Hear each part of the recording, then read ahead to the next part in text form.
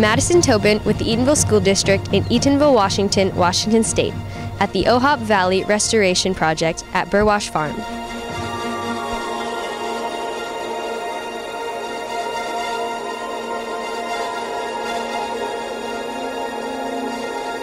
My name is Thomas Ridgway, and I'm with Eatonville School Districts here in Eatonville, Washington, Washington State.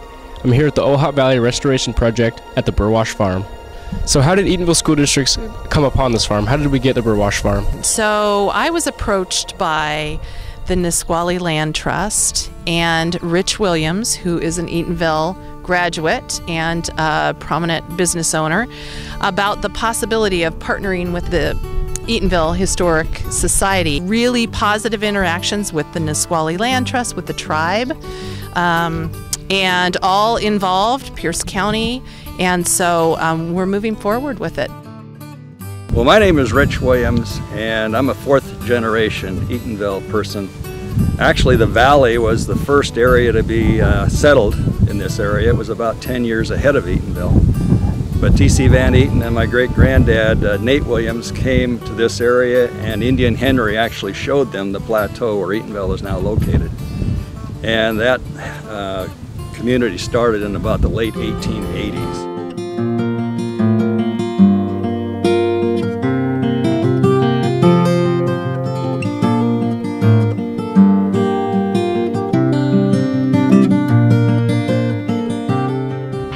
Back in 2009, we formed a history group.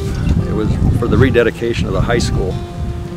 And while we were doing our research, we came upon the Kjelstad property. We had known the family for years, and we had learned that the Tahoma Land Trust was going to purchase the property from Steve Burwash, and they were going to demolition the farm to bring the valley back to its natural state. And we felt that there's such a historic property and it's fully intact, it would be a shame to lose it. So we started talking to the land trust, and they gave us the provisions on what they would do if they were to have a suitor come out and take the property over. Well, we didn't meet that criteria, but when we talked to Creston Barr at Eatonville High School, the land trust thought that would be a good marriage between the high school and the land trust. So that's kind of how we are where we are today. All right, Mr. Lucas, thank you for meeting us here. What is your vision for the farm? What do you see us doing with this? I mean, we haven't even started yet, but we're already looking at a partnership with PLU and other agencies, now other programs, the GRUB program, Eatonville Historical Society. So this thing is just continuing to grow every day. So right now, we're really just trying to think outside the box, get input from everybody who's willing to give it, and see just what we can grow this thing into. And this is Steve Burwash from Burwash Farms, and we're asking him a few questions. So our first question will be, when and how did your family acquire the farm? 1888, that's how far it goes back. They first came out, the father of Matt Kjelstad, who was on the farm when I came out there. And Matt's dad came out in around 1888, and he acquired the land, I'm pretty sure, from a railroad property. And at that time, it was just solid swamp, huge trees, and no improvements to it at all. They did all the improvements. Could you tell us a little bit about what will happen to these buildings? Well, the buildings will stay the same. We will be fortifying them, painting them, making them look better. But the exciting part is what to do inside the buildings and in the space. And so there has always been a movement about project-based learning, and certainly around STEM, science, technology, engineering, and mathematics. There has been a huge push for that 21st century skill set for students. But what a wonderful place for children to come, for grown-ups to come, and to be part of an environmental STEM facility where it's almost like a retreat. You know, we're outside, we're near the river, we're near the trees. So our plan is multifaceted, and so exactly what it's going to look like, I don't know, because it's growing. But we have already established a partnership with Pacific Lutheran University to potentially house some student teachers out here. They would be housed in a cohort. Right now we don't really have student teachers that live out in a rural community, and there's a shortage for science and mathematics teachers across the nation.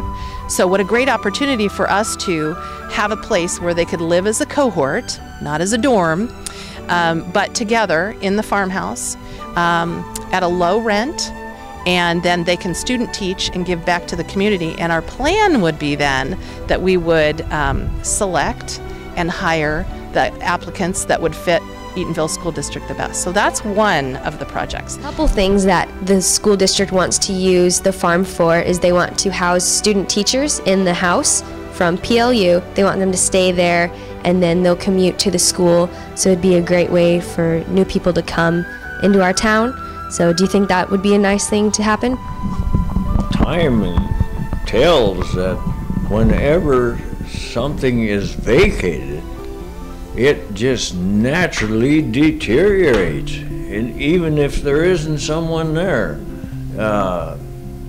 the things just don't stay the same when a building is not occupied.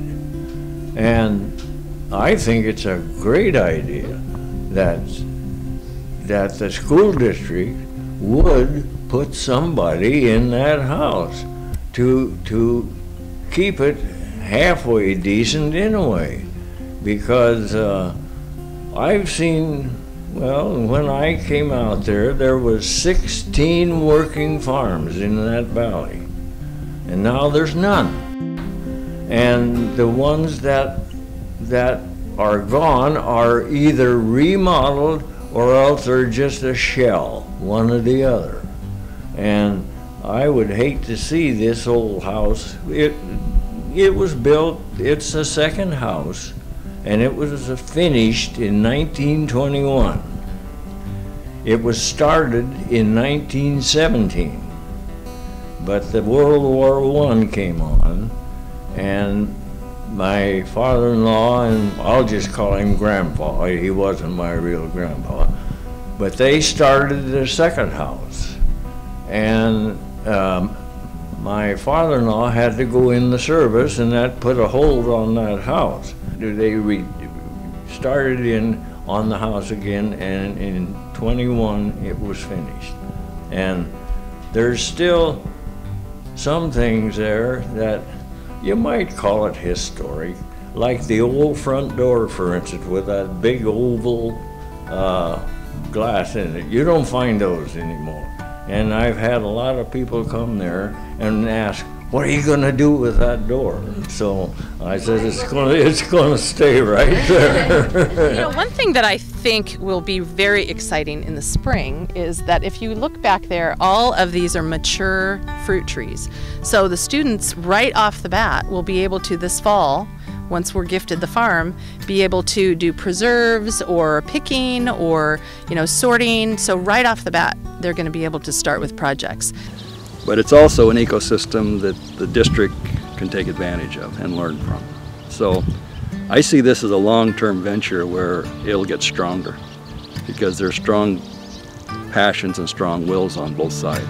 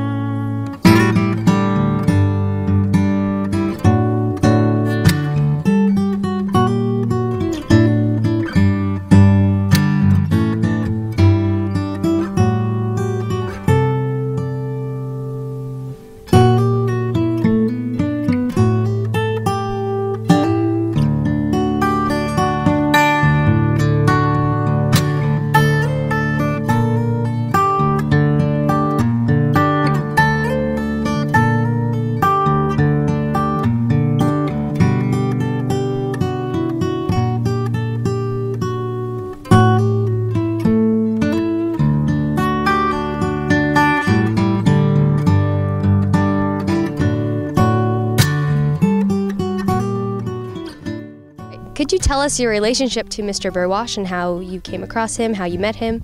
I was brought here to the Burwash farm expecting to meet a gentleman in his 90s, so I don't know what I was expecting, but it was not the Mr. Burwash that I met. In fact, he was all over the farm, going upstairs, showing us the upstairs of the farmhouse, downstairs into the farm, pointing out where there was a hornet's nest, pointing out where there were owls. He is very active for any middle-aged or elderly gentleman, for sure. But what struck me about him is that he met me, shook my hand, and then he proceeded to tell me that he was over looking at the progress for the Nisqually Land Trust and had been walking the river, walking up through the fields, and that he had done that every day of his life when he lived out here. And I met him on one of the last days that he was moving out. And I was expecting someone that might have been a little sad, but he seemed very joyful and happy.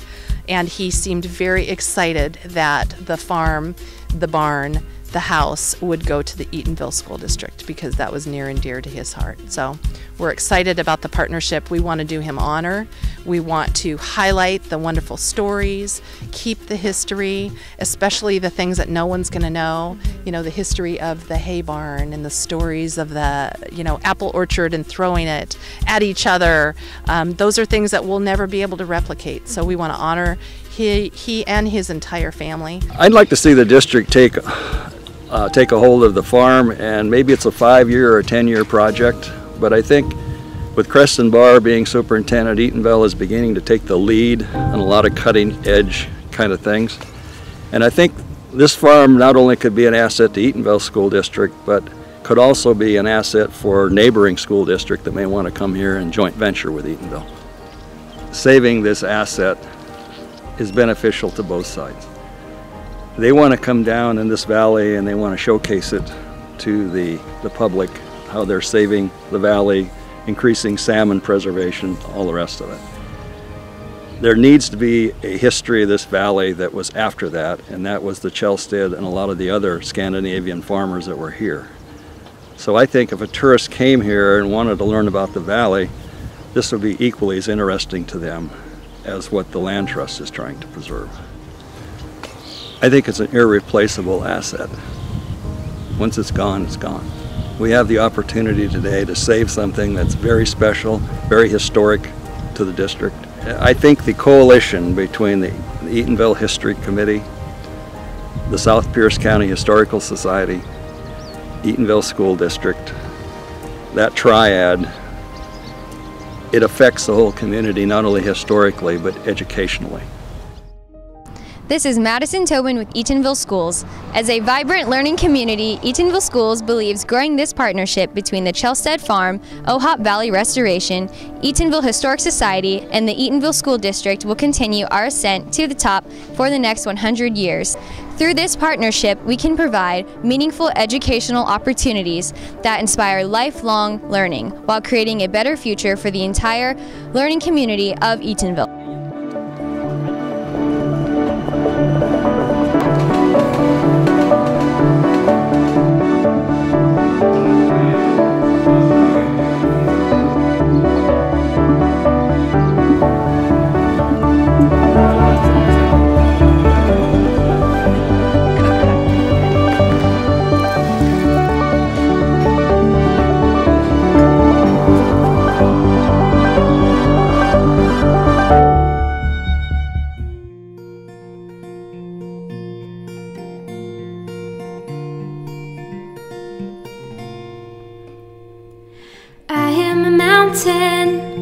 I am a tall tree, oh, I am a swift wind sweeping the country.